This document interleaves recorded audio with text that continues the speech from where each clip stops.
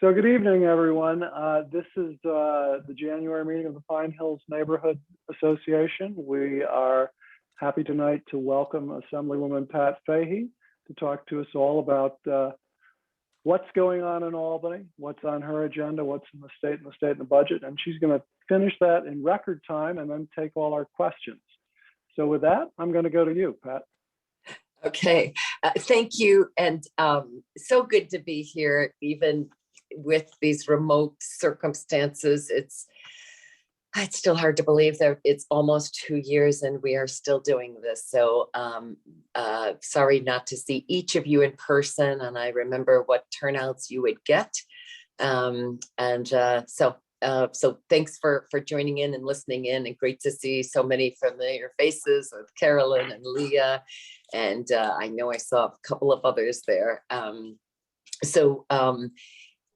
Anyway, so let's there's so much. John, how long did you want me to talk for? Because I know this is not a bashful group, and welcome questions too. So how long would take you what like? you need, Pat. I would say talk up to a half an hour and then questions too, or questions within that, however you want to do it. You are I won't go a half hour, I promise. I won't do that to the small group. But I will, I'll try you what, I'll try to hit on a few topics, and hopefully that will encourage a few questions. And but I know this is as savvy a group as they get, so hopefully we can have a little bit more of a discussion, and we'll go from there. So let's start with let's see, new budget, new year, new governor. I mean, what hasn't really changed in the last few months? It's quite frankly, for a while there, things were head spinning in terms of changes at the state level. I think a lot of things have settled down. I think that there's been there's been about as smooth a transition, relatively smooth, in terms of changing governors. And I think we're going to see, as you know, we now have a new mayor in New York City. I think that's going to impact a lot of things as well, and that's going to impact our agenda in many ways for the better. So some of the changes I think are good, and I'd like to think the waters are calming a little bit, although they're only so calm this time of year with the budget having just been released. As you know, we have lots of dollars in federal relief. I think it's 65 billion just this year, if my numbers are correct, of federal dollars. It takes extraordinary pressure off of us. If you can recall, just 1 year ago, there was quite the doomsday scenario. I mean, we were bleeding money. The economy was at an absolute standstill. We had just gotten a vaccine, and it was a scramble all over the place for folks to get that. Now, of course, we're begging people to. So a lot has changed, and you did hear the governor, and you heard her budget director, Rob Mojica, talk that, yes, we've seen improvement, but make no mistake, we have lagged behind the rest of the country. We are lagging behind. People think I'm obsessed with alcohol. I'm not obsessed with alcohol. I'm just obsessed with supporting small businesses. So you hear me talk a lot about alcohol to go, a lot about keeping open the sidewalk cafes. We just reported out a bill to fix a technical amendment there. And you hear me talk about movie theaters. I use the Madison Theater all the time, even though they did go ahead and invest on this. And and I did miss. Where's Virginia Hammer? Sorry, I've got to say my quick hellos. Perry and Virginia, hello. I'm still getting to. I see a few folks, Luke, and anyway. So it's great to see faces, even if it is remote. So there's a lot that has changed, but a lot that needs. There's no doubt we are lagging. A lot of that is because our economy suffered the most, and history is going to write that in a bunch of different ways. Yes, we shut down longer and harder than many other states. We also were the epicenter of the COVID. So yeah, we can debate that, but the bottom line is we're lagging behind. We are particularly lagging behind in New York City, and as goes New York, as goes the city, or Wall Street, there goes as goes the state. So the fact that we lost more people in population last year than any other state is not insignificant. 300,000 is something we do need to pay attention to. And many of you know, my son is fighting a very, very aggressive cancer. I'm actually talking to you from New York City, where I'm spending a lot of time these days. And so I'm seeing it front and center, seeing how how easy it is to get a parking space. Not as easy as it was a year ago, but you are seeing the effects of the economy. So it was good news, bad news. Again, thanks for this the federal dollars we received. I think it's just huge. And again, with the new governor, Kathy Hochul, she within probably 2 weeks of her taking office, we were already getting positive feedback on the Wadsworth labs. For those of you that know of some of my work there, it's been years, and I do mean years, because we faced a very serious and aggressive threat for the Wadsworth labs to move across the river. Those have been located here for I think it's about 100 years now, and I felt very strongly Harriman campus was a bit of a compromise, but we're trying to make that compromise work. And now my push is not just to see us reclaim that world-class status with Wadsworth, but also I would like to see us redo the entire eastern end of Harriman campus, such that the jobs that we do bring in there are not people who will end up buying homes in Clifton Park. I'm not trying to pick on Clifton Park. I think I can say that safely in front of this audience. But when you hear me talk about Wadsworth now, my interest is very much in really transforming that entire campus that was in many ways built, with the suburban mentality of the 1960s and 70s. So I'm happy to talk more about that. I see this as a wonderful opportunity. I think that's going to be a battle because this is the previous governor, to his credit, he was the first one to raise redoing the Wadsworth labs, Governor Cuomo. And our victory was just keeping them in Albany. But others are very anxious to get moving. I'd like to see us move in the right direction and correct what I think were mistakes made 50 years ago. And in addition to Wadsworth, I'm just going to piggyback onto the other news that was in the budget last week, and that is the governor's announcement of support for reunifying UAlbany with CSNE, the Nano College. So that's a big deal. And for those of you that recall, it's less than 10 years ago that was split. I questioned it at the time, but it had a lot of support at the time. And that was under Lane Calieros, who was really calling the shots then. And of course, he built it. I mean, we wouldn't have Global Foundries. He may end up in jail, but make no mistake, we wouldn't have Global Foundries if we had not had CNSE, if we had not had that center. So even though they had wanted to split it and create the whole SUNY Poly, now there's an effort to split that apart. There's a lot of details to be worked out. We've already been on a couple of conference calls with UAlbany. I've already talked to some of my colleagues in Utica. I think there's a lot to sort through there, but you won't see a complete merging. It will just be the one part of it. But I say that to say, I'm personally really thinking big here.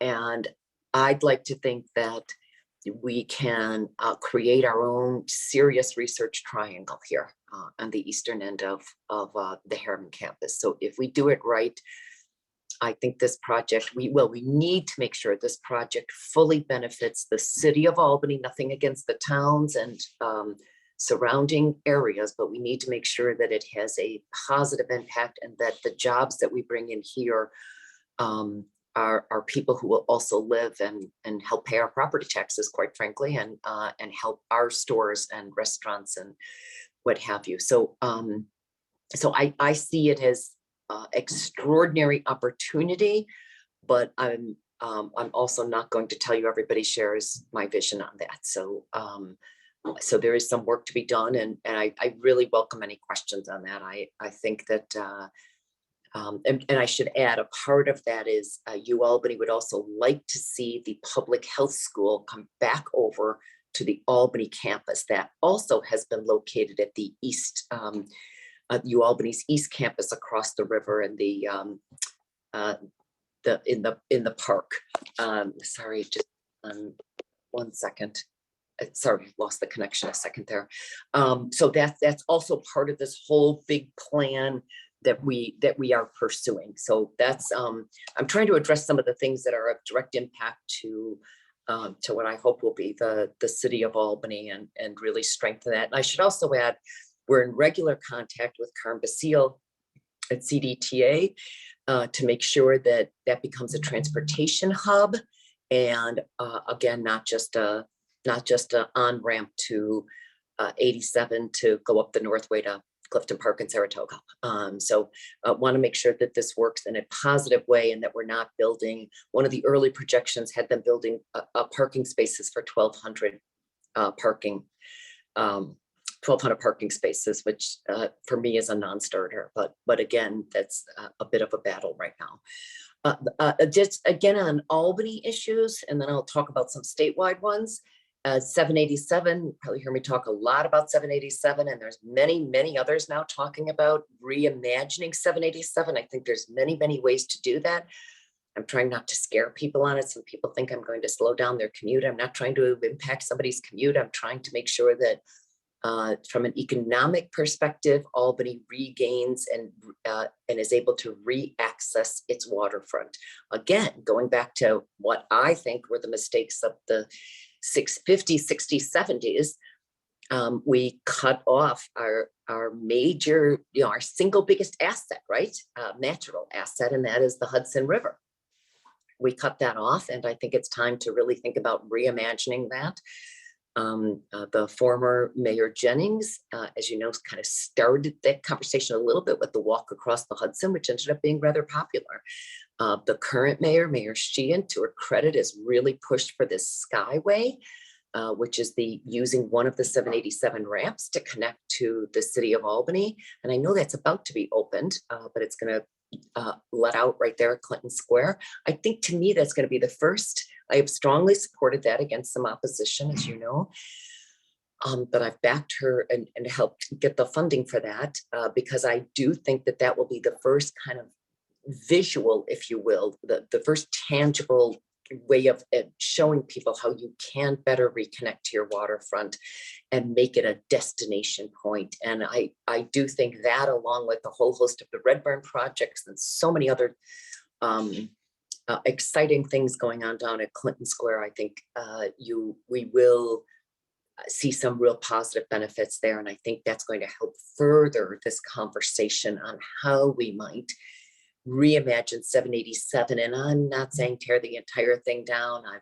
been hugely supportive of and very vocal about getting the wind turbines at the Port of Albany. It's just been a massive win there, hundreds of jobs, good paying entry-level jobs that will be created there. So I'm not going to trip up traffic at the same time, and you can't really move those the train tracks that are right there along 787. But there's land bridges, or what they call cap parks over the highway. There's many ways to look at this, at least in the short term. So that's another thing that was, quite frankly, that was a disappointment in the governor's budget. We had been looking for a feasibility study. I've had a bill on that for a couple of years to do a engineering / feasibility study. We did not get that in the budget. And I'm still trying to kind of go back at that and solve that, but there's work ahead. But just understand, I do think it's another way of really strengthening the economy of Albany and strengthening the core. I often say Albany, half of my district is in Albany, half of it is in the towns of Bethlehem, Guilderland, and New Scotland, that I proudly represent all. So this is not just about Albany. I think that the stronger the core of the region is, the stronger the entire region is. And the more you have destination places, the more you will draw young people to jobs at a growing Wadsworth, for instance. So I think it's all tied together. Back on other good news coming out of the budget, and that is the $15 million that the mayor sought for the city of Albany. There's probably no more difficult battle that myself and John McDonald and then thankfully Neil Breslin as well, when they retook the majority in a couple of years ago. But there's no bigger battle in the budget that we've had than trying to seek that 12 million as it ended up the last 4 or 5 years. So to see that put in the budget, this is the very first time it's been in the budget upon at the announcement of the budget. So it used to be the very top of my list. We wouldn't know until literally the day the budget was passing the New York Assembly. So it's a massive one off our plate, and a huge thanks to the governor for delivering that. I know that goes a long way toward assisting the city, and kudos to the mayor for her advocacy. But just again, a huge thanks to my colleague John McDonald and Neil Breslin, because that has been a lengthy fight each year. So that's other good news. Let's see, I'm new as the chair of the Banks Committee. There's banks. Wow, I was on the Banks Committee when I first joined the Assembly, when I was first elected 9 years ago. And it was somewhat of a boring committee then. I hadn't asked for it, but I was put on it. Now that I'm chairing it, and the world has really changed in the last 6 to 9 years, I don't think I had ever seen the term. Most of us had not seen the term fintech. Most of us were extremely unfamiliar with the term cryptocurrency. I'm not sure that term was around 6 or 9 years ago. And now it's I think trillion dollar, multi-trillion dollar business. So cryptocurrency is huge. The fintech is changing by the day. There's good news, bad news in fintech, right? It's made money more accessible to all folks, including those who are low income or those who are underbanked, if you will. Not, those who may not have access in their own neighborhood. It makes banking and credit accessible right there on your phone. Bad news is there's lots of fraud, lots of opportunity for abuse. So my interest, and I've talked to the nominee for the Department of Financial Services. I'm not sure if she was confirmed today. I still need to see if she was confirmed by the state Senate. But my first conversation with her was to say I'm interested in those issues a lot from a protection point of view, to make sure that we are protecting especially our most vulnerable residents and low income who are more susceptible to some of these fraud issues or abuse on fintech. And right now it's the Wild West in both of those areas. I think there's a new app every day for credit. Now you even see it on when you're if you pull up Amazon, you can see you could buy a $10 item for $2.50 every month. I mean, there's credit available for every little thing you buy. Again, good news, bad news. So those are some of the issues. There's also a quite controversial issue of public banking.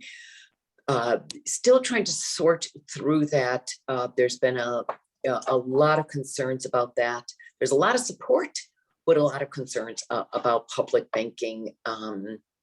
Again, as possible abuse, and is hurting community banks, which have been in many areas institutions in many of our communities, especially throughout upstate. Those community banks they feel very threatened by it. So there's lots of work ahead on public banking, and I I don't have a crystal ball right now on where we will end up on that. I think there's a lot of merit, but I think there's a lot of merit to it, but I also understand there's a lot of questions to be asked. So that's it on banks. Environment, I could talk about, I must have 15 different bills on the environment. It's just a massive issue of mine. 9 years ago, I used to always talk about education and jobs. Now I always say education, jobs, and the environment. I look at every issue almost through those three lenses. So jobs, if it's a healthcare issue, I'm looking at jobs. If it's an environmental issue, I'm looking at jobs. But I just think the environment is one we're paying. I think just in the 10-year term, 10-year or 11-year tenure of Governor Cuomo, we spent over $50 billion. The state spent over $50 billion on disaster relief. And many of you are old enough to know when we would have these weather-related disasters. We used to call them natural disasters. We now know there's almost nothing natural about most of these disasters that we've had. So whether it is hurricanes, whether they're freak snow events, freak flooding. I mean, look what just happened in New York City a few months ago. The governor, I don't think the ink was dry for the new governor taking her seat in August when we had the massive floods that cost, I think, 18 lives, sorry, maybe a few dozen lives in the city of New York, especially in Queens with the flash flooding.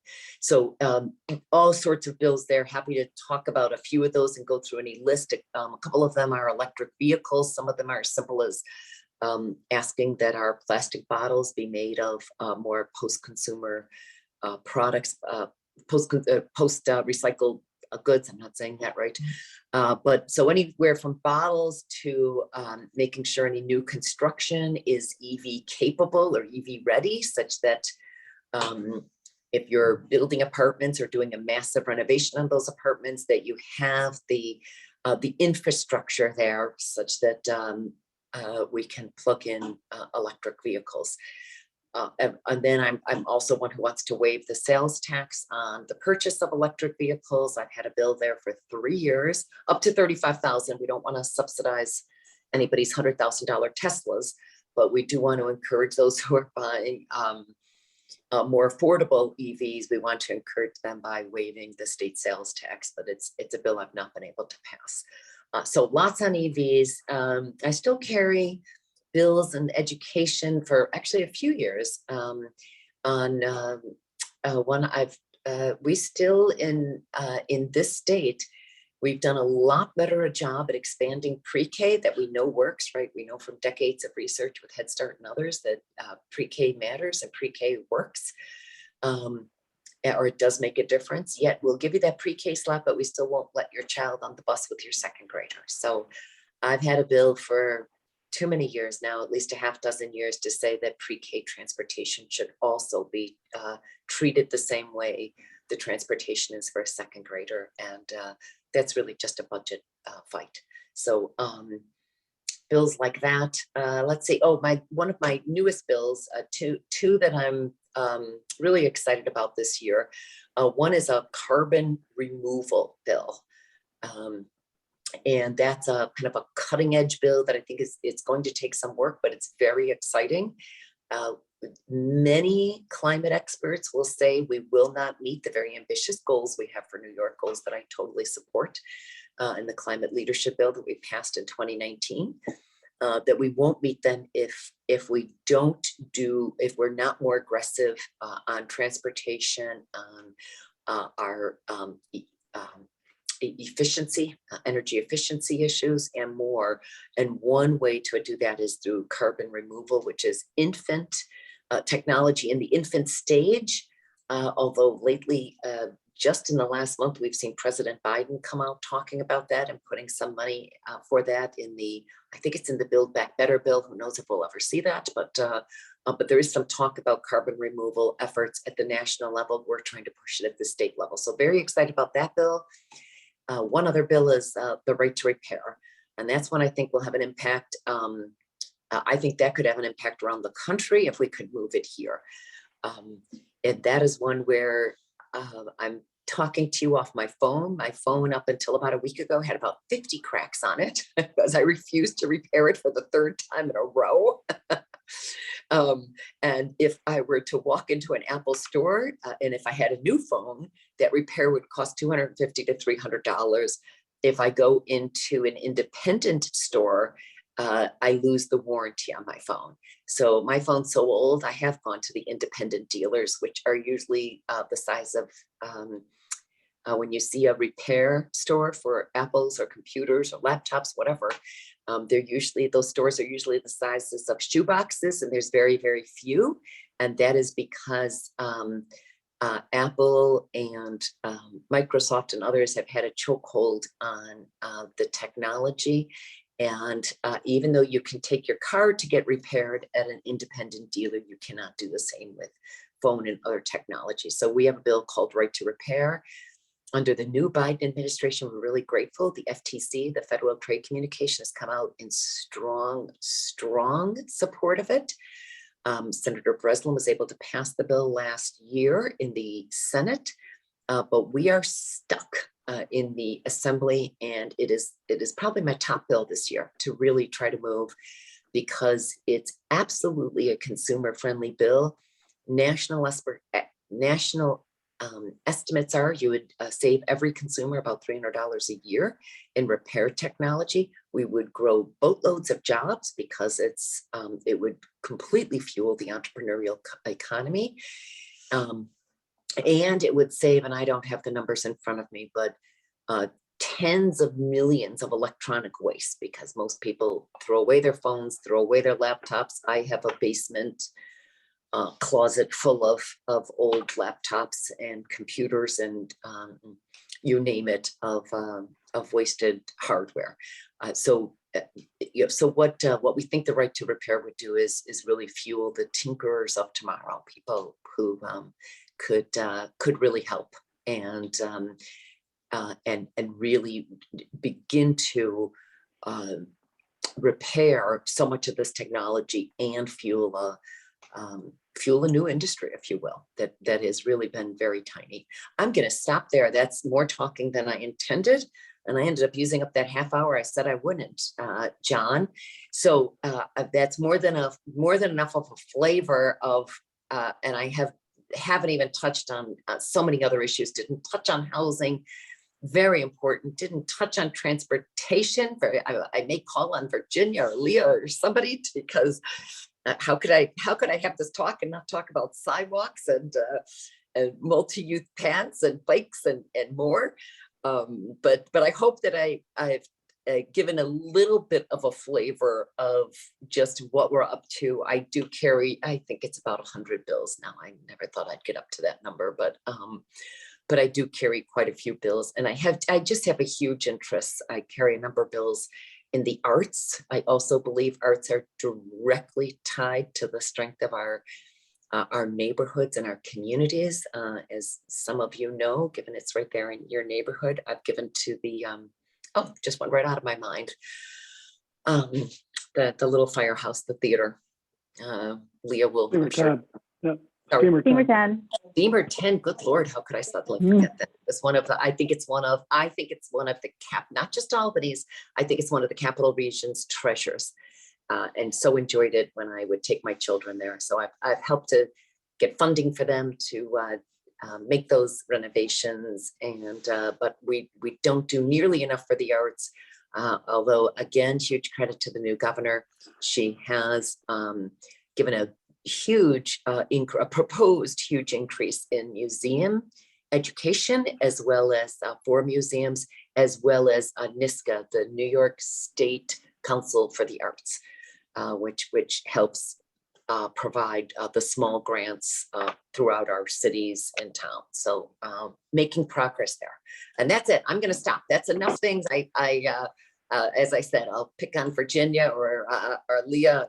I know this is not a bashful crowd, Perry, and I know there's plenty of you who may have questions. And unless I've used up all the time, John, happy to. No. You filled the half hour most expertly and covered all you could. and I gave you an impossible charge, but you did a good job. So we'll go to questions. I'll let people just ask them in turn if they can, but it's the easiest way to make sure you get recognized is to raise your hand mechanically through the Zoom method, but we'll use that as needed. So if you'd like to ask a question, raise your hand or start speaking. Remember, you do have to unmute. Virginia, we'll start with you because you raised your hand mechanically. I love it. I love it. Not to Hi, disappoint, Pat. Virginia. Hello, my You dear. look so good, and I hope everything is going great. You're just such an upbeat, positive, and obviously extremely hardworking person, which I appreciate big time. Thank you. So I was wondering, in terms of how we can help you get some of these things passed. I mean, as a neighborhood association, we do have some little impact, on some activists. But if there was something that you particularly think would be useful in terms of getting our members excited to, say, write a letter to the editor or whatever else might be useful, would there be like one thing that you would really want us to try to do to support? Thank you, Virginia. And so great to see you, and thank you for all the positive works. And you are no small neighborhood association, or who are we kidding? We know what a force you are to be reckoned with. So so I would love the help.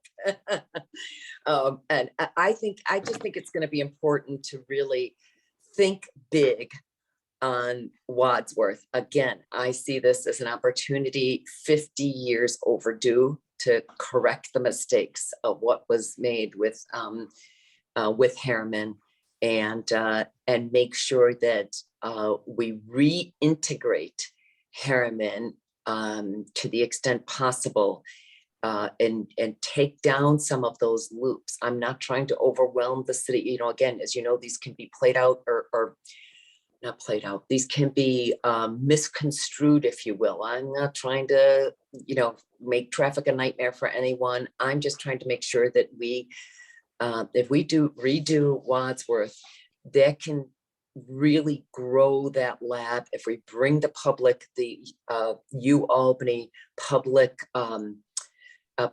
health sciences over to the campus, the main campus, and co-located even with Wadsworth, it just presents a golden opportunity. And the thought that somebody would just jump on that ramp, those ramps that have made it too easy for people to jump and go up to Saratoga. I don't know how much many of you follow the statistics, but Saratoga is growing leaps and bounds.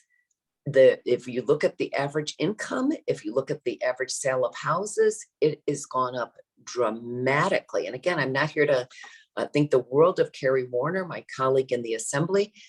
It's not a, I'm not trying to pick on them, but I am trying to say, if you care about the environment, if you care about people who can bike and walk and ride to jobs and really rebuilding neighborhoods, we want to make Wadsworth, we want to make sure it benefits the city of Albany, and that those jobs are, that we claim more residents and make sure our residents are seeking those jobs. So I think being open to that and really saying, helping, I hope you're going to hear more about the eastern end of Harriman. And I've had a hard time communicating some of this, but just today, actually, the new health commissioner was approved by the state Senate. So we have a new commissioner that replaced Howard Zucker, Mary Bassett, and we have a meeting set up with her for next week. So I'm hoping to kind of communicate some of these issues, but I will say there's been a little bit of pushback. So in some quarters, because I'm not out to delay projects. We all want to see Wadsworth redone, but we want to make sure it's not the same old, same old. I don't want to see, whatever the amount would be, 1,000 parking spaces. By the way, I've said that the same thing to the Port of Albany with the wind turbines. they're adding in 350 parking spaces, and I didn't hear a thing about the transportation.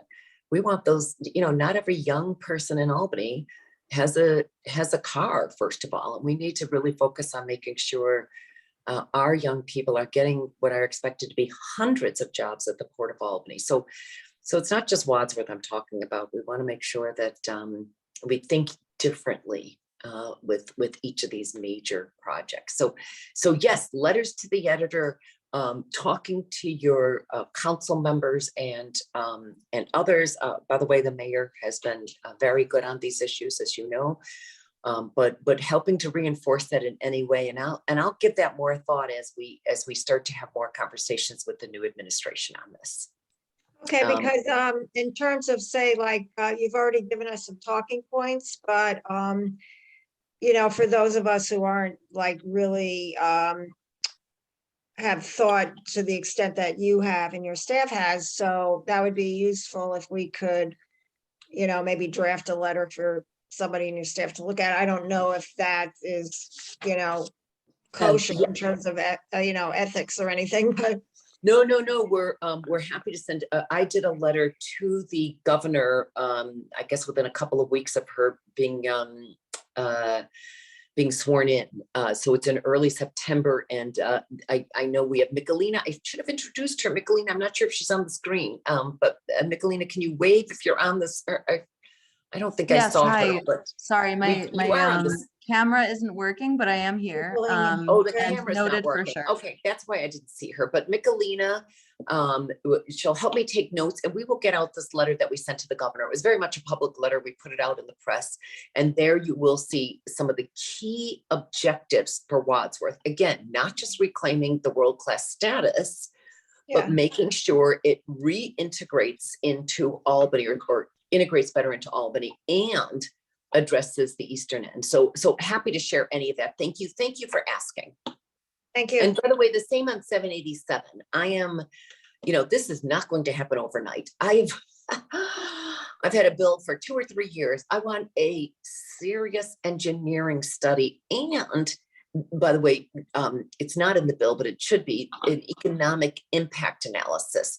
BJ Costello, who I know has been an active member of your neighborhood association and somebody I think the world of, he has worked with Chetapulca and a few others, talking about canals, putting canals in on Broadway. And at first, I'm just going to be honest, because I've said this to BJ, I laughed. I went, "You're kidding, right?" And but when Chetapulca and people like BJ and a few others get involved, you know, nobody laughs. And I've said, I don't care if it's a cat park, I don't care if it's a land bridge, I don't care if it's canals or a total reimagination. There's the waterfront. I'm not going to say this right. The Albany Waterfront Collaborative. I think I said that wrong. But there's a whole new collaborative of a lot of folks involved. There's just great new energy. I will say 3 years ago when I started talking about this, I would have to explain to people at the state level what Wadsworth was. I'd have to explain to them 787. You no longer have to do that. Now people understand cat parks. They understand this national movement for highways to boulevards. I mean, it got $1 billion in the infra. I think they wanted 10 billion. They got 1 billion. I'd have to check those numbers. But, you know, now there is a massive movement.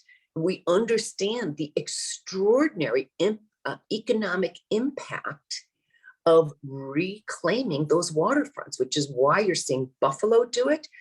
New York City, Philadelphia has gone gangbusters with it, with these land bridges. They're called land bridges or cat parks. No one's going to take down I-95, but Philadelphia's moved full speed ahead with doing these multi-acre parks that they go over the highways. So there's just some extraordinary options out there. But what I run into is people who think I may slow down their commute by 5 minutes. I'm not. I'm really trying to make sure we give that economic shot in the arm to Albany and really make this the destination area it should be in upstate. So thank you for those. Thank you for those questions, Virginia. I've more than answered it. Extremely inspirational. Thank you for your inspiration. Thank you. It's just great. you can't be in this business, as you know, if you're not an optimist. And I just see many good things. And I know we have many, many people who share that, but that doesn't mean there's not, these affect the whole region, and not everyone may share a similar vision. Thanks. you. Thanks. Perry John Julis, you've got your hand up. Thanks. Hi, Pat. So good to see you. Thank you so much for joining us and sending out some real good healing thoughts to your son and his journey right now with what you're going through. I'm going to do hopefully two quick things. One, I just want to let you know that we are going to be very publicly asking the governor to rescind the carve out for 340B. I'm hoping when you meet with Dr. Bassett, we're going to be meeting later next week with Dr. Bassett as well, maybe even put the plug in that ear as well. Because at the end of the day, I know you were very supportive of this. It got delayed for 2 years, but it's still going to happen.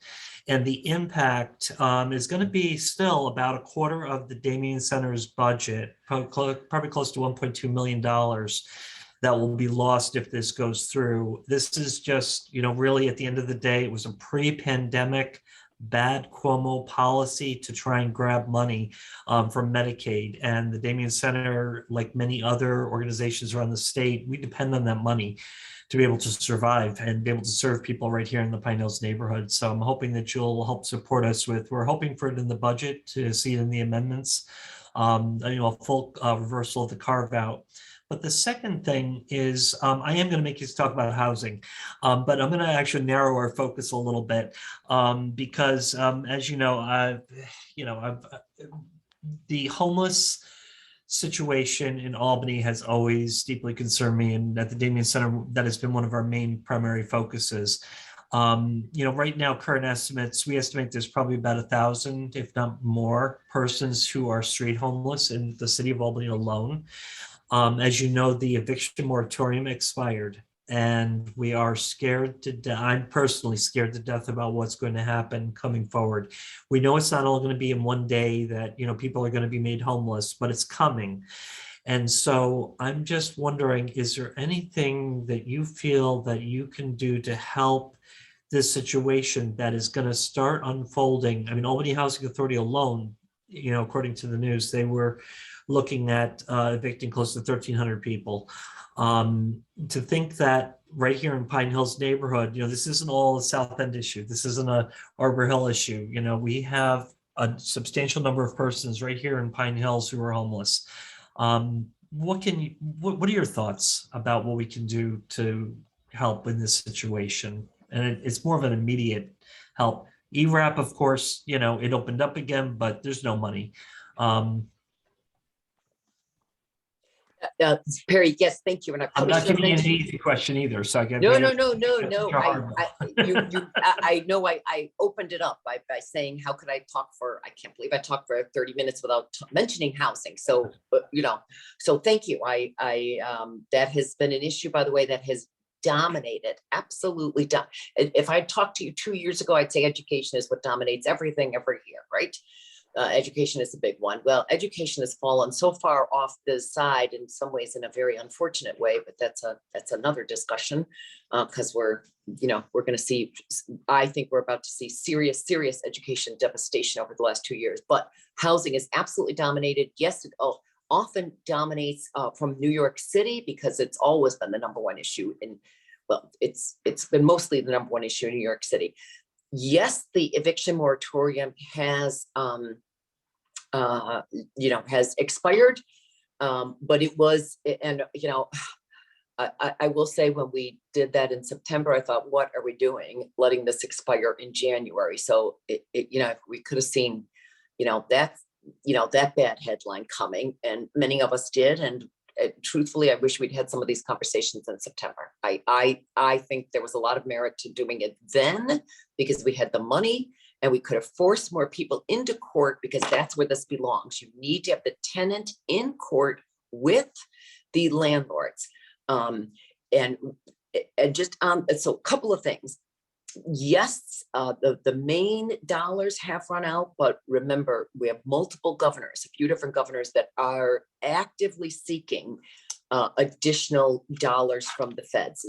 This state has asked for $1 billion, and so far as you know, they've only offered up what, 27 million or something, but that discussion's not over. I think we will see money because that money in other states was not spent, and so the billion wasn't just a headline. That was quite purposeful because that money was not spent in many other states because they had more stringent requirements and for a whole host of reasons. So it wasn't just a headline grabber. The money was out there, and New York was trying to grab some of that. So I don't think that conversation is over. Secondly, again, we have some safeguards in there. A part of this is we've got to get people into court so that you can have what are supposedly impartial bodies, right? Looking at the documents, looking at, figuring out some type of an agreement in order to stabilize. I don't think you're going to see Albany Housing. Now, I've not talked to them, and it's funny, it's on my list. The woman that replaced Steve Longo, and I'm not going to be able to say her name, but yeah, right. And Steve, you'd run into him all the time. And anyway, but it's on my list to touch base with them. I don't see them evicting 1,300 people. I saw the article you're referring to. Yeah, I don't see that happening either. Yeah, and I don't see her doing that. But I guess no, I don't. The point is that they're on track to they're still behind in their rent. They're behind in their rent. Yeah, but the biggest problem here is Albany Housing, and I just don't see that happening. I thought that was not as well balanced an article. Like, they didn't dig down on that. Quite frankly, I forget who the author was, but I think it's one of the new fellows, and that could have been a little better done. So I think there's still money. There are a number of safeguards there, as you know. As long as somebody applied, the governor reopened the portal. As long as you've applied, you cannot be evicted. You get to have your day in court. So there are safeguards there. That said, Perry, better than I, because you've been at this so many decades, we're not going to solve this until we have more affordable housing, period. And that's getting harder, not easier. At least the money is there. You saw the governor, oh gosh, how much I don't have my cheat sheet in front of me, Perry, but it was in the billions in terms of affordable and subsidized. What was it? It was in the billions. It's in the billions. I want to say 4, but don't quote me on that because I'm not going to get it right. But I just was in touch with Andy Hevesy yesterday, and he's just been an extraordinary champion of this, particularly for those with special needs or addictions and other cases, and used to really just go after the former governor in a brutal way in some ways, but I know he's pretty happy with what we got in the budget for housing. Is that going to solve the problem? Of course not. But I think we're heading in a much more aggressive fashion than what we ever did. The good news is with the labor shortage, you also know wages are rising. Housing went up too, especially here in New York City, but wages are rising. That helps. It's going to help a little, but I don't think we're going to see a massive people out on the streets. You're not going to see the marshals. I think there's, with the outcry and the controversy over the last 2 years, I think there's been a truly heightened sensitivity that you can't just, come in the middle of the day and hope nobody's home and put everybody's belongings out on the street. I think some of the worst of that is over. And I think we've heard some reassuring words from the sheriff on that as well. But I'm not going to kid you. I'm trying to give you some of the things that are there, some of the safeguards. It gets people into court. And by the way, one fund that is not used up is the one for housing, to make sure that people who are in housing and behind, in their the home ownership one, there is funding still there so that people don't lose their homes, and huge safeguards there, and there's still funding for those so that we don't see those who are homeowners losing their homes over having been behind. So again, no good answers, but at least there's a number of them, and I really do think we're in a better place than where we were. Appreciate all your advocacy with this issue. Yes. Because it's definitely, obviously, a concern to all of us, so. It's last Christmas, because I remember it well, Christmas Eve, we were on a conference call. I couldn't believe it was Christmas Eve. You know, quite frankly, my son was in the hospital. It wasn't, you know, I wasn't doing anything else anyway, but we were at least 4 hours on a conference call on housing. So to say that the majority conference, and I really thought, wow, I'm not cooking, but I can only imagine what it's like for those, you know, but that to say that this issue has dominated the legislature, and you're still going to see more fights over it. But I do think the governor is trying to set the right tone that we've got to find other answers here. You know, especially landlords. You have a lot of small landlords in the Pine Hills neighborhood, and landlords, it is, well, Michelina knows this much better than I, but we've had more than one landlord say they are either, you know, they're suicidal or they're homicidal. I mean, the kind of calls, Michelina takes more of them than I do.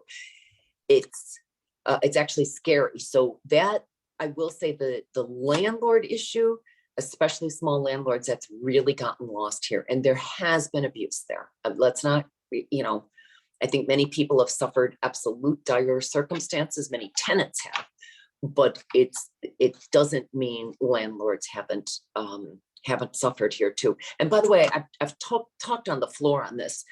You know, we have in our Constitution, the state Constitution, a safety net, right? A guaranteed safety net, and I forget the actual language, but that safety net for, you know, for the couple hundred years, right? That's generally been imposed upon government, right? So for the first time in many ways in New York history, we imposed that safety net upon landlords.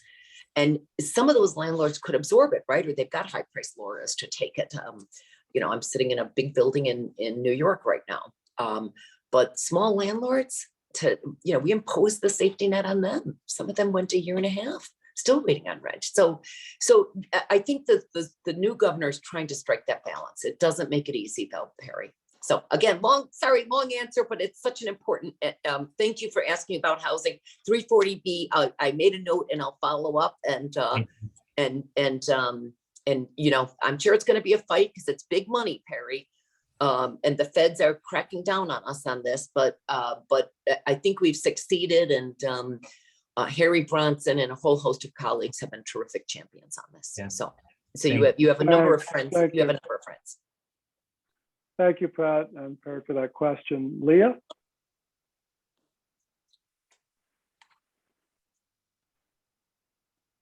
Hey, thanks, John. Thank you so much, Pat, for joining us and educating us and spending time here, all of that. I have a couple of quick questions. One is going to show what a dinosaur I am, and also how I have obviously not been reading the newspaper as much as I should be, because in talking about the banking committee, you mentioned two things, one of which I've heard of, cryptocurrency, yes. But another thing, I was like, could you please spell the other thing? It was like fintech or syntech. How do you spell that so I can Google it? Okay, that's hysterical, Leah. That actually is somebody, people know that I wouldn't be in this office, or I hope most people on this call know, I would not be in this seat in the assembly. And I'm not overstating this. Without my dear friend Leah Golby, who, by the way, was the very first call to tell me to run for this seat. And that was in 2012. And I'm so glad I called you. I'm so glad I did. And my husband, by the way, who also has been extraordinarily supportive, but Leah Golby and Kathy Fahy, I am eternally indebted to. And Leah, I always think of her as 100 times more tech savvy than I am. So I'm actually really chuckling at this one. FinTech is FIN. TECH, FinTech. It stands for financial technology. And that's all these. I think there's a new app every day on how to get a micro loan.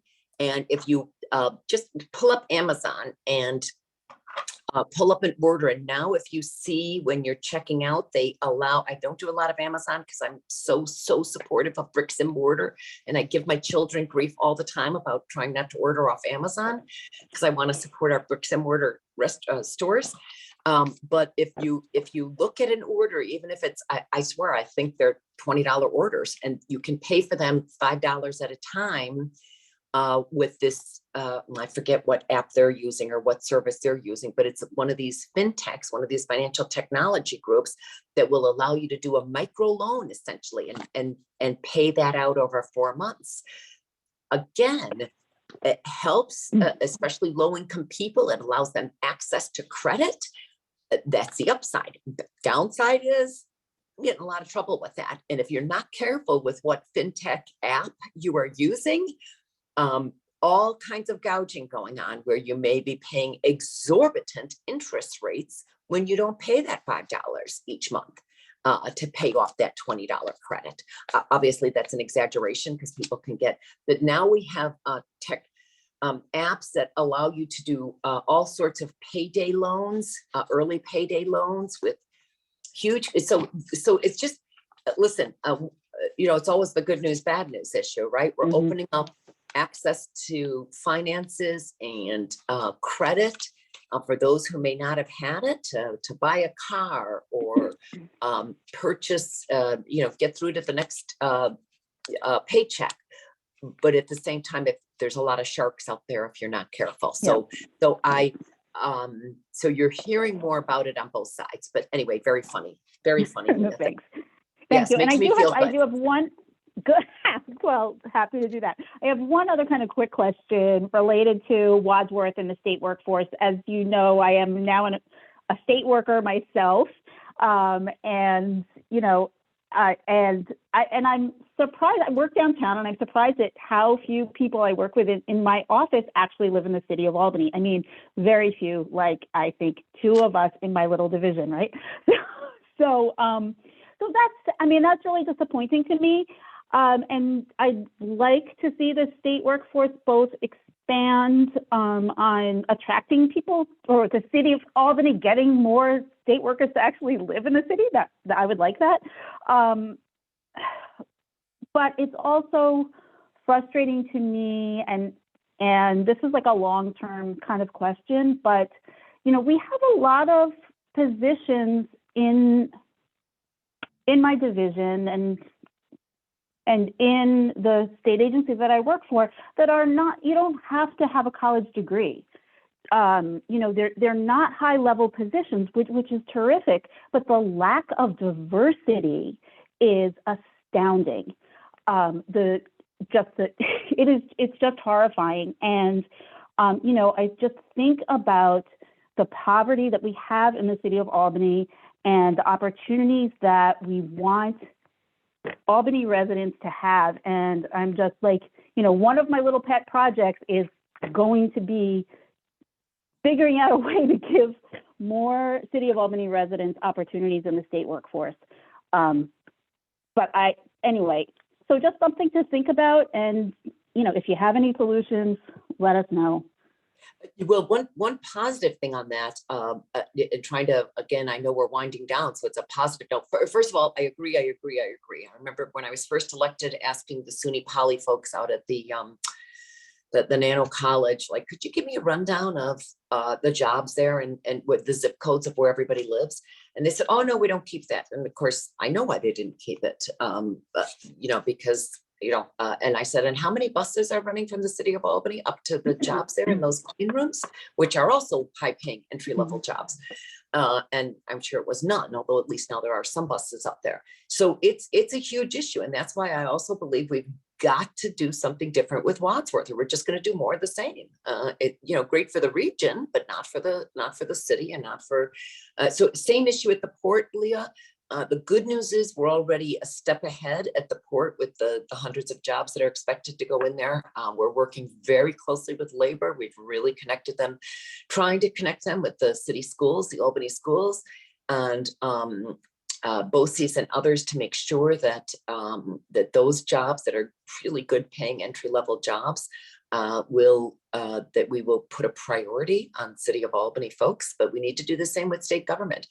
Oh, on a positive note, this governor, we are talking about growing in a reasonable way, but she made it clear that she's not going to starve some of the state agencies that have been really starved to a large degree. And some of this is because we just didn't have the funding, right? This governor has the luxury of having, tens of billions of new federal aid, but she is going to, in some areas, grow the state workforce. So that offers some opportunities. I mean, I think one of, what you're seeing is, we just haven't been growing those jobs and maybe we should do a case study with you on what it took to get into a state position. Often not easy, right?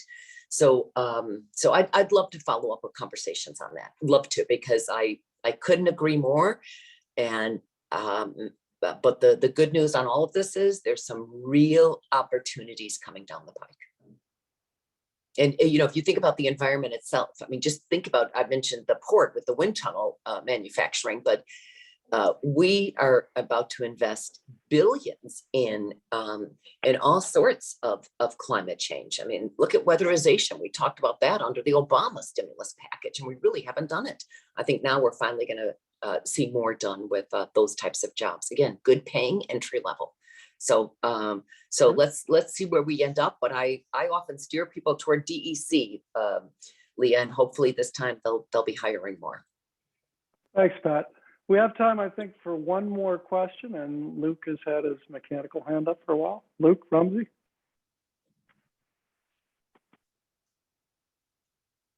You need to unmute, Luke. Sorry about that. And I'm going to be quick, and it's not a question. I just want to say hi to Pat and Happy New Year. And from the bottom of our heart here at the university, we want to thank you for your support. We obviously with CNSE, something that we've been fighting for years, the thoughtful reunification of that school with ours. And we were excited when the governor put that in the state of the state. And it would not have been possible without your support and the support of our other leaders here in the Capital Region, that part of our delegation. And so we really appreciate that. And we look forward to working with you with our School of Public Health in Wadsworth. I think that's a great opportunity. So thank you. Thanks, Luke. Very, very, very kind. Sheila Siri, who's one of your advocates, and even the president, Havadan Rodriguez, who's really doing a great job. They're on speed dial these days. I didn't even talk about it, but I will say it was probably an issue that dominated my work last week, and that is this issue of the flagship. The governor announced that SUNY Stony Brook and SUNY Buffalo would be the two flagships, when we've always thought of 4 flagships with the SUNY system, and that is adding on Binghamton and Albany. So we felt quite orphaned last week, and just Wednesday issued our letter to the governor, a pretty strong letter to the governor from myself, John McDonald, and Neil Breslin, saying that there's a lot more room for flagships. We absolutely believe in elevating the SUNY campuses to flagships, but it needs to be 4, not 2. So those 4 university centers, Stony Brook, Buffalo, Binghamton, and UAlbany, we think all need to be elevated to this flagship status. So I will say right now on a statewide level, that's probably one of my, it's a top battle for me.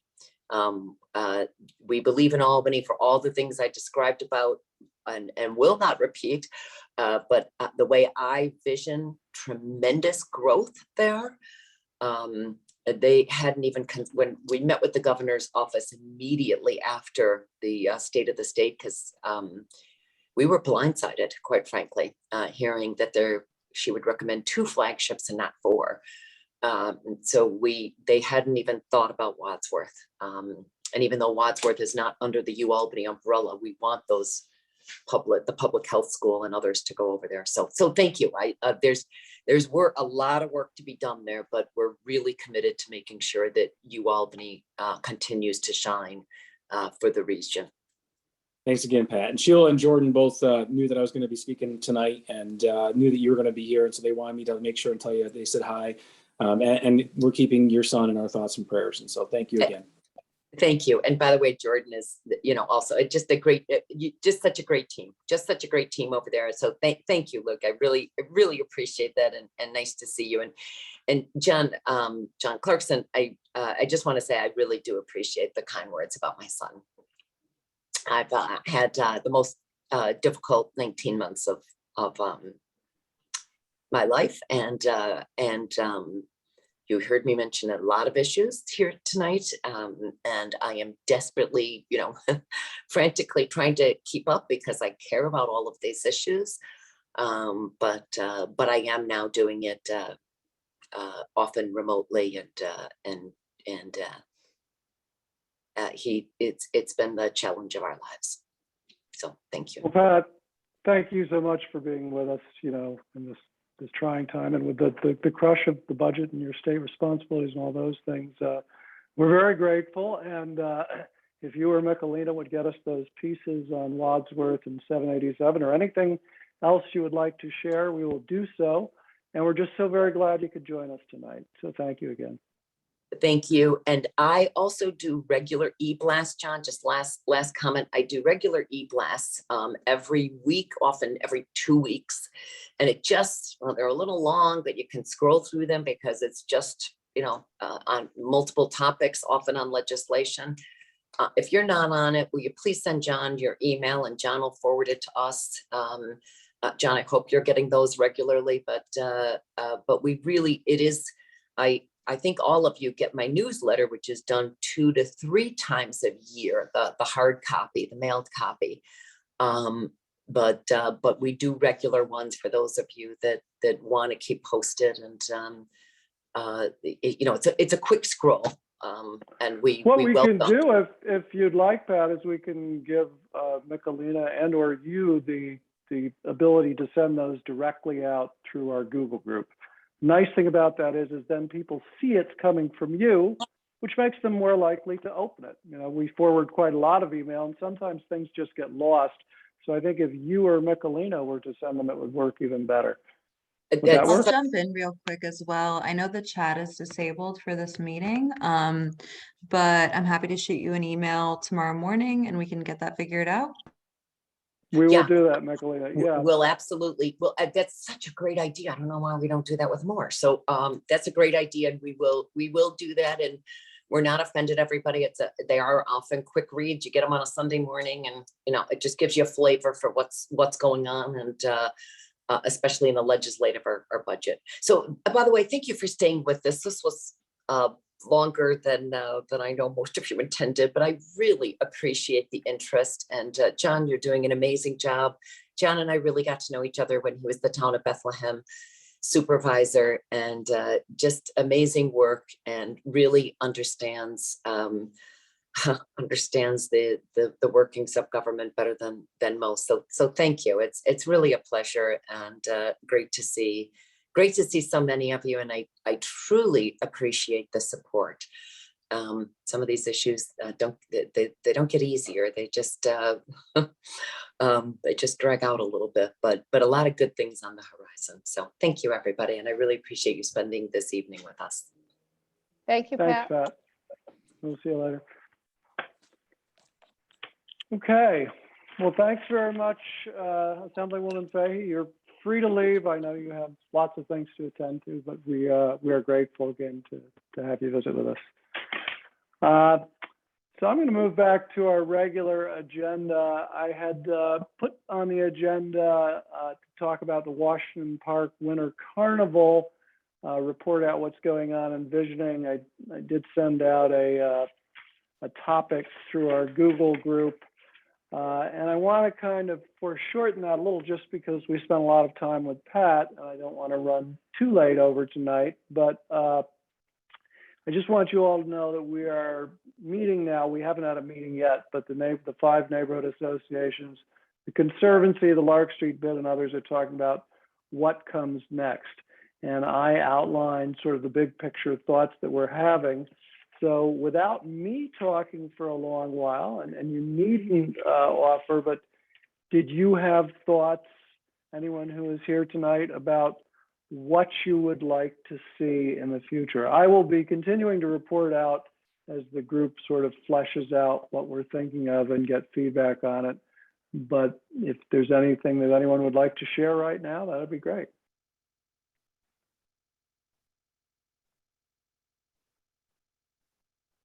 I'm not seeing anyone. Okay. Well, silence often means assent. So, but I hope to have more to report out to you when the group meets, and I am excited about what this could become in the future. It was sad that we had such terrible, horrible, awful weather for the event itself, and yet we still had a robust crowd and a very good time, particularly with the Albany High School performers, the choral groups, and the jazz band. So more to come on this later. Why don't we go to our regular committee and officer reports? And Luke, we'll start out with you. Make sure to unmute this time. Okay. So yeah, we had our regular CUCR meeting in December. We met with 5 Common Council members that greatly impact the college area. And that was a really good meeting. Our next upcoming CUCR meeting will be the second Thursday in February at 7 o'clock. If you'd like an invite, let me know. I can send it out. It's via Zoom.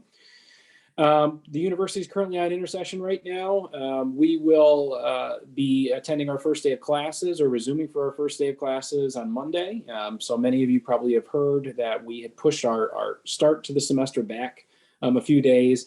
And really the crux of that was to kind of move the start of classes back a little bit to avoid the surge as much as we possibly could without impacting our graduation timeframe, without impacting spring break and our summer classes. And so we kind of maxed that out by pushing it back to this upcoming Monday.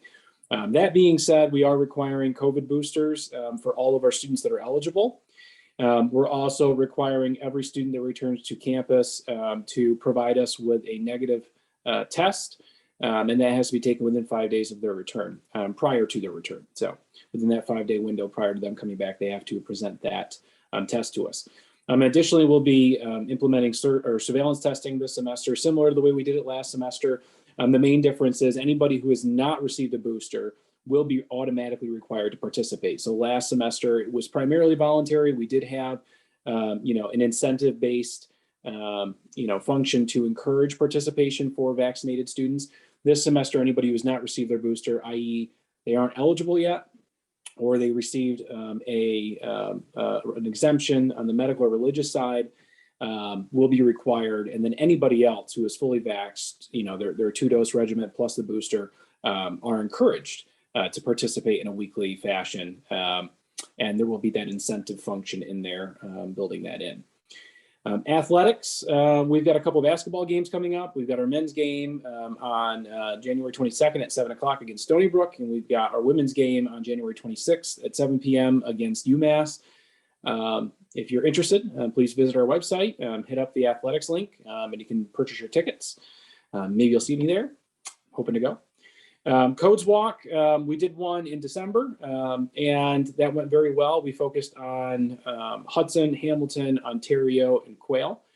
And there were a number of properties that were cited for violations, primarily around the aesthetic appeal of their residences, lattice work, some structural stuff.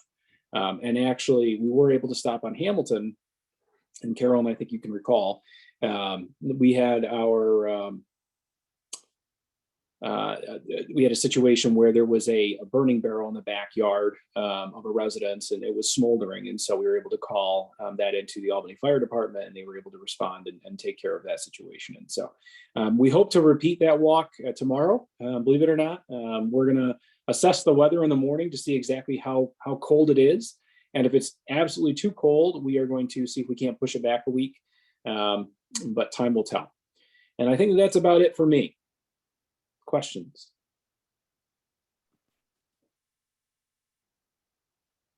I have a question, actually. Well, I have a comment. I just wanted to point out a couple of things. One, the Codes Walk this last time really illustrated the value of doing these on a regular basis, because we're really seeing some, the neighborhood does not look pretty overall, but it does look better. And we're seeing the landlords actually paying attention to some of these concerns and addressing them for the most part, because they know that we're coming and that we're coming back. And so Luke, I really appreciate that. And I also know that you're expanding to other parts of the Midtown neighborhood as well, just to make sure that, you know, we're staying on top of that for other areas as well. So thank you very much. I just want to let folks know that the codes walks are really having an impact. And I think that it is making the neighborhood better overall. So thank you. Thanks, Carol. I'd strongly second that thought. Thank you for bringing it up, Carolyn. And thank you, Luke, for all you do as part of this effort. Okay.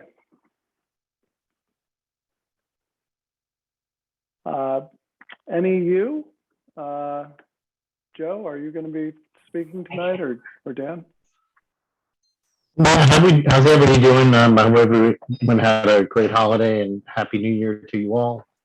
I haven't been getting many reports, and I have a feeling that a lot of that is due to students being out of town. I know as they come back, I believe they're coming back this weekend. Is that correct, Luke? Yeah, some of our off-campus students have already started to trend back in, but the first day of classes is Monday. So yes, Joe, to your point, all of them should be back by Sunday. So I mean, I'm assuming that as they trickle back this week for classes next week, things will start to pick up again in the neighborhood. So again, you know, we'll just ask, you know, anyone, if you hear or see anything, please contact us, let us know. Don't let it get out of hand before you call. And we'll get right on it and see if we can nip it into the bud quickly.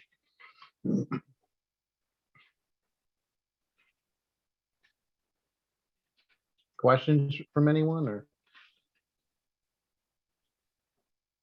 Okay, thank you. All right. Well, Virginia had a question. Virginia has a question for you, Joe. So don't go. But you need Go ahead, to Virginia. unmute yourself, Virginia. Okay, here we go. Okay. I did notice, and you had mentioned this before when I said that the picnic tables and the benches had been removed from the little park in front of the police station. And then I noticed that there were trucks there and they were digging holes, and they're also digging holes in front of Juniors. So I'm just thinking that there might be some issue with some water line or whatever, but in any case. Yep, Yeah. there was a problem with us. I believe, a sewage pipe from Juniors, and they didn't want to dig the road up.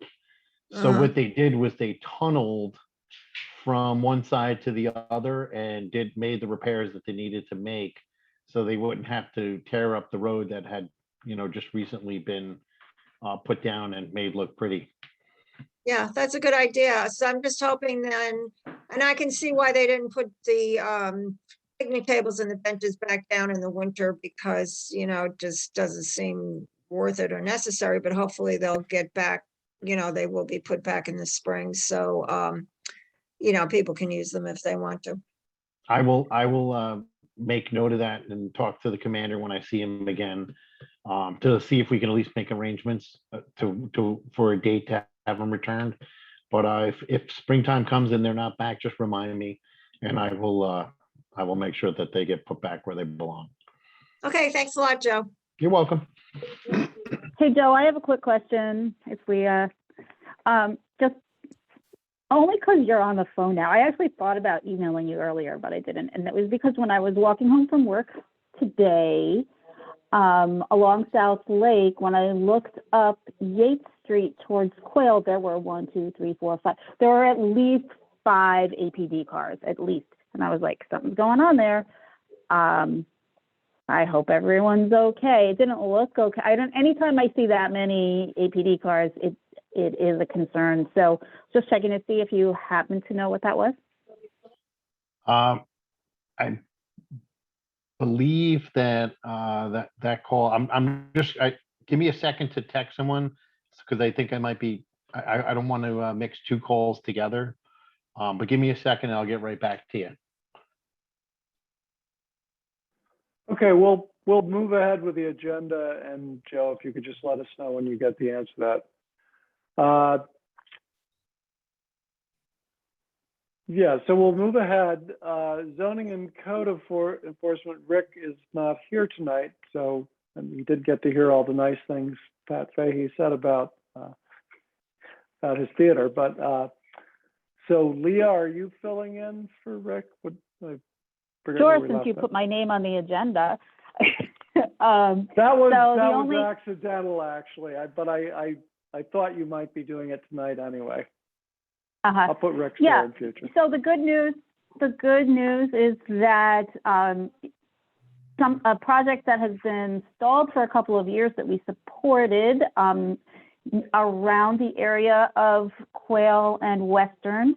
So it's not exactly that corner building because there is that really nice corner building and that's not part of the project. But the area of Quail and Western, there was a project that we supported.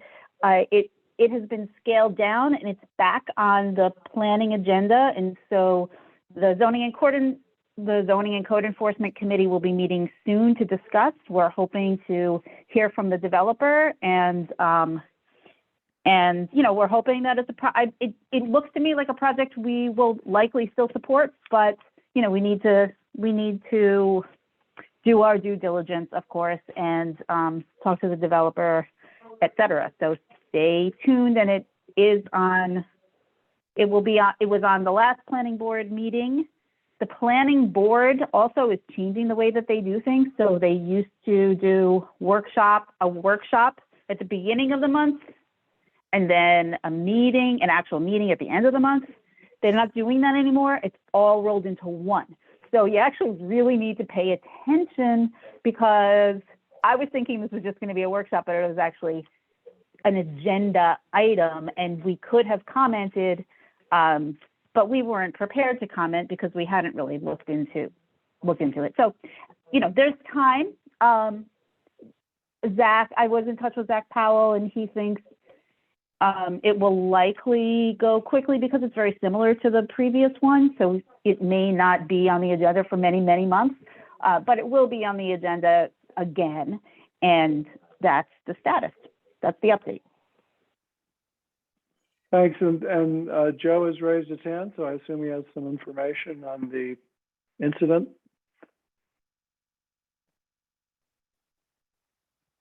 Yes. There was a call that went out for somebody brandished a handgun in one of the convenience stores. Somebody actually watched him walk back into a house, and the information that I last heard was that it was a BB gun, but they actually got the person who did whatever he did in the house. And so I thought that's what it was, but I didn't want to say yes too fast because I know that the original call was around the corner, and I didn't want to say yes to that. Right. Okay, good. Well, thank you. Thanks for the update. I appreciate it. You're welcome. Okay. Excellent. Let's go to Midtown Pine Hills Committee. Carolyn? Yes, I'll be really quick. Our first meeting of 2022 is coming up on Monday at 6:30 p.m. If you don't already have a Zoom link from me, just send me an email at phigpinehills@gmail.com, or still have the old name as the email. Our main focus right now is developing social media posts for the trash and litter project to try and educate folks and encourage them to respect our neighborhood. And provide information that hopefully will help them do that. We hope to get them started at the beginning of next month in terms of starting to go out. So you should start seeing those on the Pine Hills Neighborhood Association and Midtown Pine Hills Committee's Facebook pages and any other media outlets that we have. And we encourage you to share them when you do see them. We are still hoping to do a pilot this summer on the trees and blacktop, of bringing up blacktop and planting trees on Hudson and Quail. We are going to be starting the process for figuring out how to get that going in terms of funding in particular, and talking to various city agencies about how to do this and directions and how we hope to get this going. And then we do hope to have events this year, but that will depend a lot on COVID. So we won't know until later in the spring if Meet, Munch and More will return in September, or if we'll be able to return to community dinners anytime soon. Obviously not now. If COVID recedes and we can, we will also be doing some talking to door-to-door talking to neighbors for the trash and litter committee, just asking generally how they feel about the neighborhood and what they think could improve it. We picked out a couple of blocks for that, and we may or may not do that this spring. And that's all I've got. Thanks. Thanks, Carolyn. Upper Madison, Maryland. You need to unmute.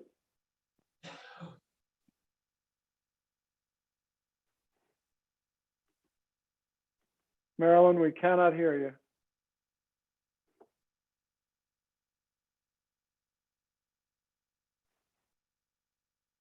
Marilyn, you need to unmute. It's generally right at the bottom of the screen. Yeah. There you go. Yes, I sent a report. I decided to do an annual report of what we've done over the last year.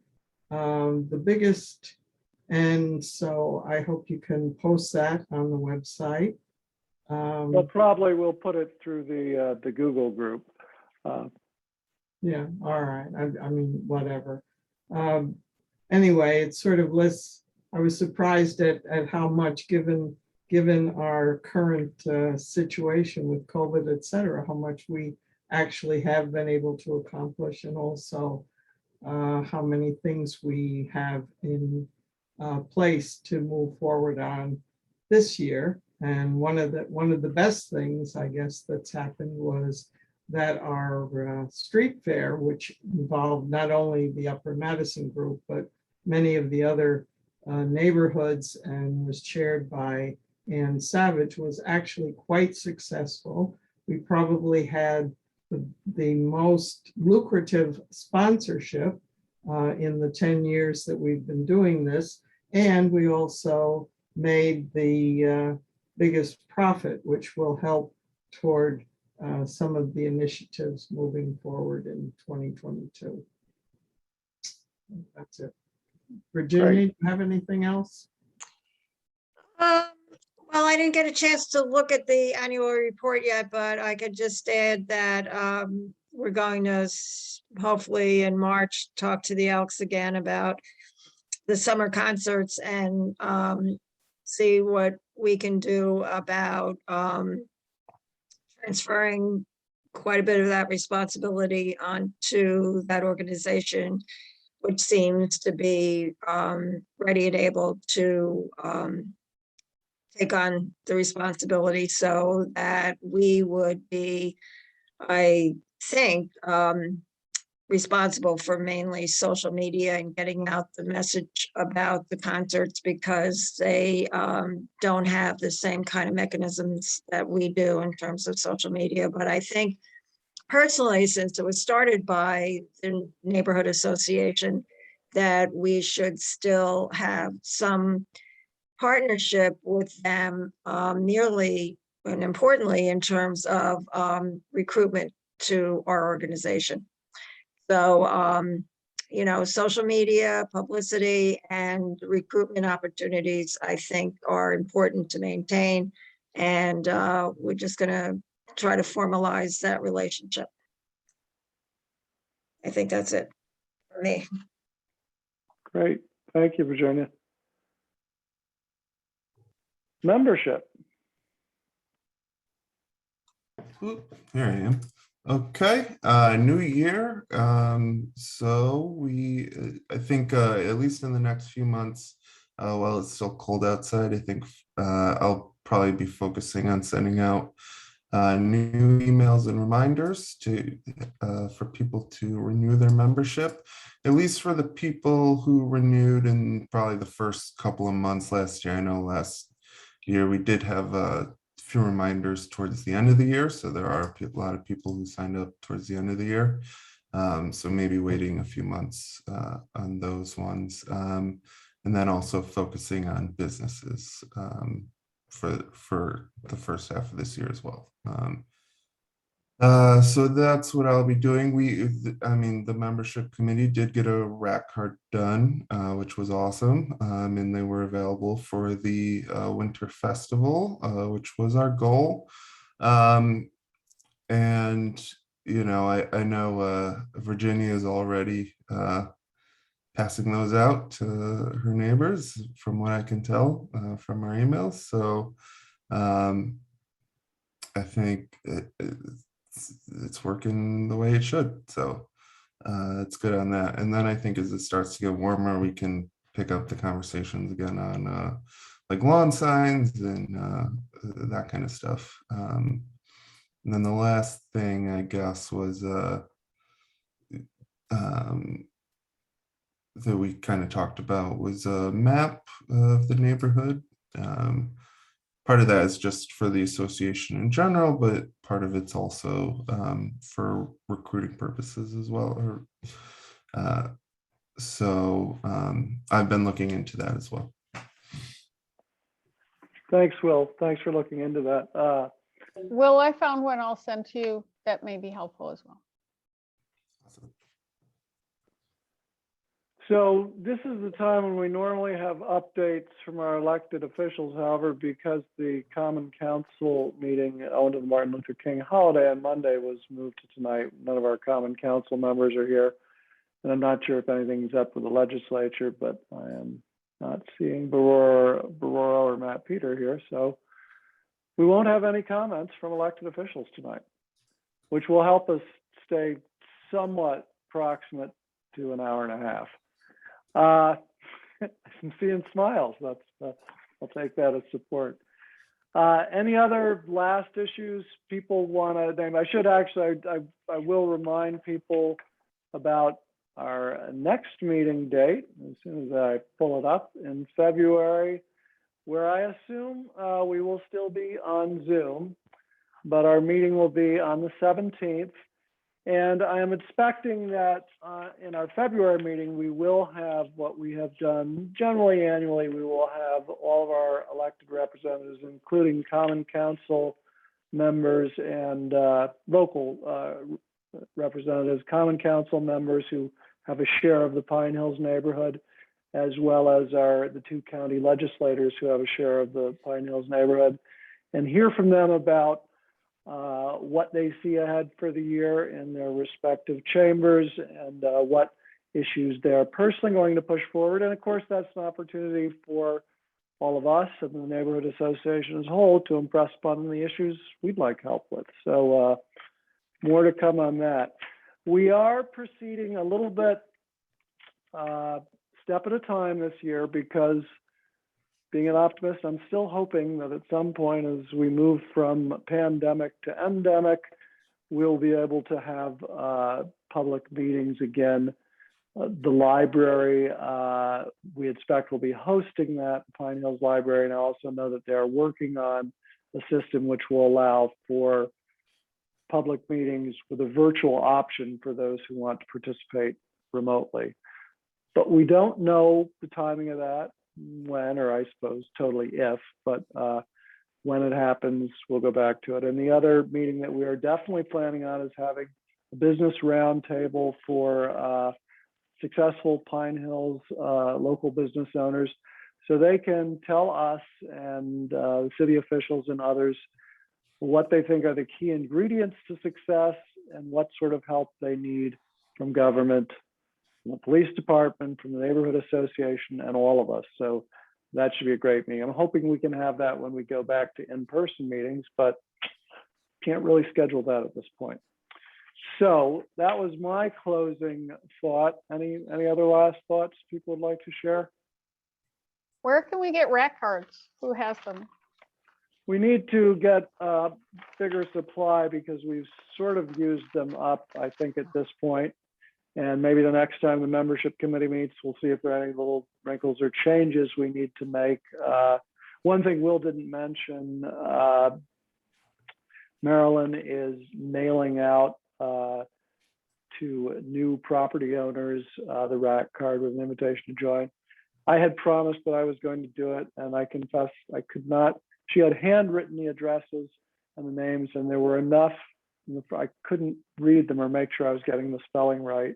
And so regrettably, it fell to Marilyn, but she is doing it great and probably has better handwriting than me. I'm going to bet that she does. She does, in fact. It's just I had trouble interpreting it. So anyway, we've used up pretty much the full supply we had. So we need to order more, and we'll talk about that at the next membership meeting. Actually, Carolyn, if you tell me how much you need, I got some, turns out that Rick Chesser had a whole bunch of them still in the theater. So I have some, I mean, depends on how many you want. I could. Well, at this point, I just want like 5 or so. I have a couple of 1 or 2 neighbors who are new homeowners that I'd like Okay, to I'll just drop them off to you then. Okay. Is that sounds good. okay? Thank you. Okay, Yep. thanks. Great. Okay. Not seeing any other hands raised. I guess we'll adjourn for the night. Thanks everyone for joining us.